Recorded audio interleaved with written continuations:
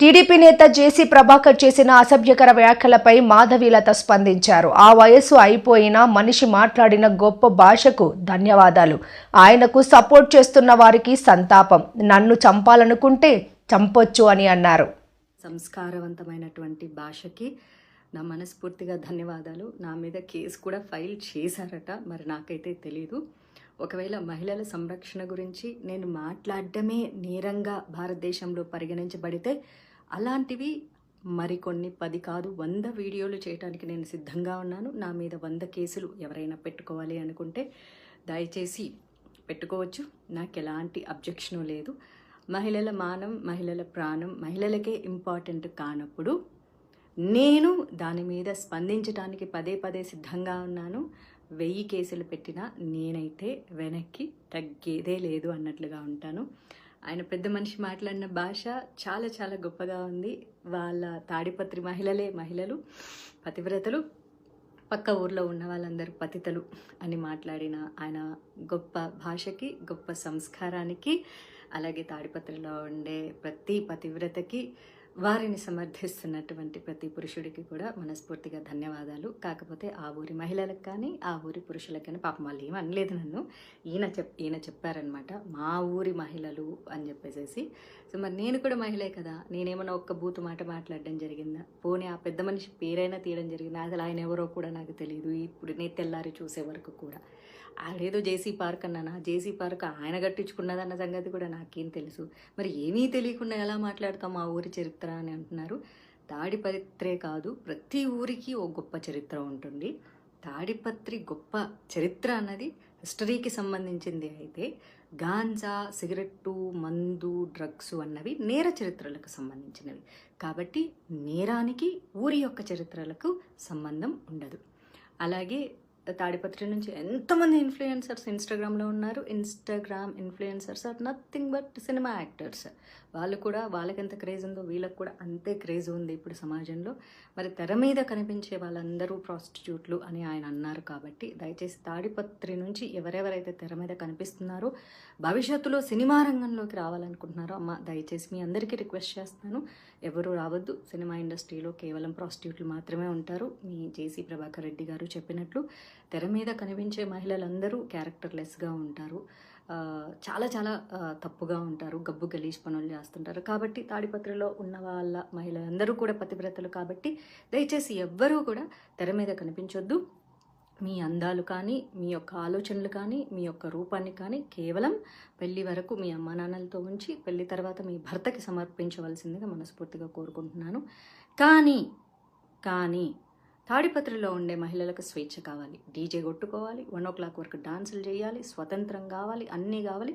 ఏదైనా సరే ఆ ఊరిలోనే జరగాలి. కాబట్టి ఆ ఊరి వరకే ఉంచుకోండి. దయచేసి ఎవరెవరైతే భవిష్యత్తులో తాడిపత్రి నుంచి సినిమా ఇండస్ట్రీలోకి రావాలనుకుంటున్నారో, ఐఎమ్ రిపీటింగ్, భవిష్యత్తులో ఎవరెవరైతే అమ్మాయిల సినిమా రంగంలోకి రావాలనుకుంటున్నారో, ఇన్స్టాగ్రామ్ ఇన్ఫ్లుయెన్సర్గా ఉండాలి అనుకుంటున్నారో, లేకపోతే సీరియల్ యాక్టర్లు అవ్వాలనుకుంటున్నారో, మోడలింగ్ అవ్వాలనుకుంటున్నారో, దయచేసి రావద్దమ్మా.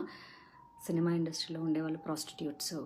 కాబట్టి తెర మీద కనిపించేటటువంటి అంశాన్ని మీరు వెనక్కి తీసుకొని తాడిపత్రిలో పవిత్రంగా బతకాలని చెప్పేసి తాడిపత్రి మహిళలకి, వారి యొక్క అన్నదమ్ములకి, తల్లిదండ్రులకి, భర్తలకి, బాయ్ ఫ్రెండ్స్కి అందరికీ నా మనవి, జేసీ గారి మాట వినండి. తెర మీదకి ఎవ్వరూ మహిళలు కనిపించవద్దు. మీరు ఏ పార్టీలు చేసుకున్నా, ఏ డీజేలు కొట్టుకున్నా, ఏ అర్ధరాత్రి వరకు ఎగిరినా, ఏ స్వతంత్రాన్ని అయినా సరే తాడిపత్రిలో మాత్రమే చేసుకోండి. మీరు ఎప్పటికీ పతివ్రతల్లాగా ఉండాలని. బయట ఊర్లలో ఉండేవాళ్ళు ఎవరు పతివ్రతలు కాదు, పతితలు అని చెప్పేసి, అందులోనూ సినిమా ఇండస్ట్రీలో ఉండేవాళ్ళు ప్రాస్టిట్యూట్లు. కాబట్టి నేను సినిమా ఇండస్ట్రీలో ఉన్నానే, ఆయన అలాంటి పదజాలాన్ని ఉపయోగించారు. చాలా సంతోషం పెద్ద మనిషి గారు, చాలా సంతోషం అండి. అయితే జేసీ అస్మిత్ రెడ్డి గారు తాడిపత్రి ఎమ్మెల్యే అంట. ఆయన గురించి నేను బాగా విన్నాను. Is very youngster, very nice person, చాలా పొలైట్గా మాట్లాడతారట.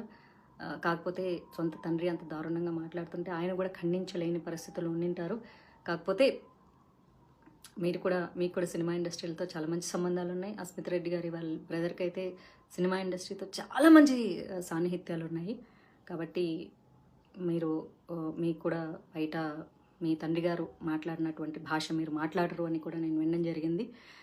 ఏదైతేనేమి జేసీ గారికి సమర్థిస్తున్నటువంటి సైకోపాత్స్ అందరికీ కూడా మనస్ఫూర్తిగా ధన్యవాదాలు. నేనైతే భయపడట్లేదు.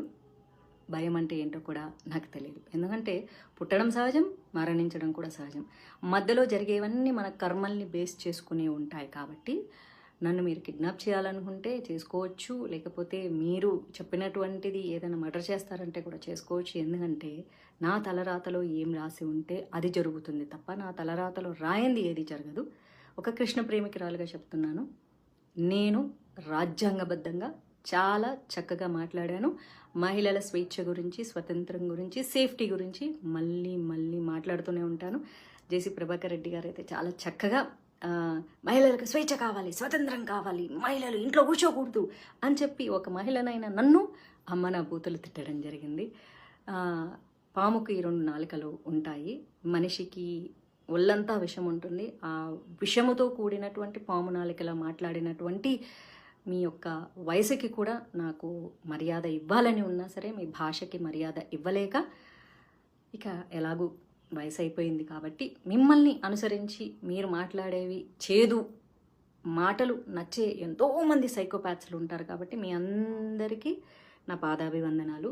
మీ యొక్క గొప్ప సంస్కారానికి నేనైతే తలదించేది లేదు. Madhavilatha Pasupuleti. Karma will be back. I stay with good karma. You are going in a wrong way. కాబట్టి మీ కర్మలకు మీరే బాధ్యులు తప్ప నేను కాదు. ఒకవేళ భగవంతుడు నాకు ఆ కష్టాలు మీ వల్లే రాసి పెట్టి ఉంటే అది కూడా నా కర్మలో భాగం అనుకుంటాను తప్ప నేను తప్పు చేశానని ఒప్పుకోను. రాజ్యాంగబద్ధంగా చాలా సక్రమంగా మాట్లాడాను. మీరు రాజ్యాంగాన్ని తప్పి నీతి తక్కువ మాటలు మాట్లాడారు కాబట్టి మీ యొక్క కుసంస్కారానికి ఈ వయసులో మీరు సిగ్గుపడాలి. మీ భార్య కానీ, మీ ఇంట్లో ఆడవాళ్ళు కానీ, మీ కోడల్లో కూతుర్లో మరి మీ యొక్క భాషని వారు సమర్థిస్తున్నందుకు ఆ మహిళా మహారాణులకు పాదాభివందనాలు. కాకపోతే మిమ్మల్ని ఏమీ అనలేక వాళ్ళు మౌనంగా రోధిస్తున్నందుకు వాళ్ళ రోదనకు నా సంతాపం.